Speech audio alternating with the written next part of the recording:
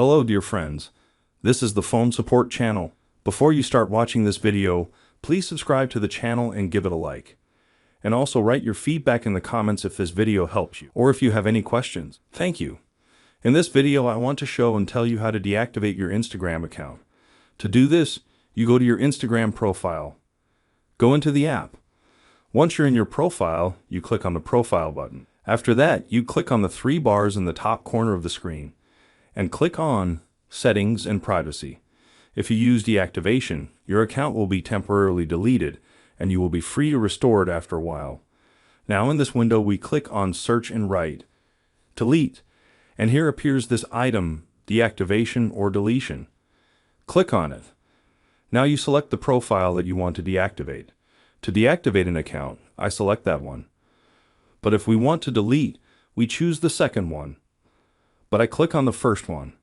We click Continue. Now you need to write your Instagram account password and click Continue. Next, we need to choose the reason why we decided to deactivate our account. You can choose absolutely love the reason. It does not play a big role. Then we click Continue. And once again we click. And after that we have to choose Deactivate Account. As soon as we click on this button, your account is deactivated. Your account will disappear from all your friends and subscribers, and no one will be able to find and view it.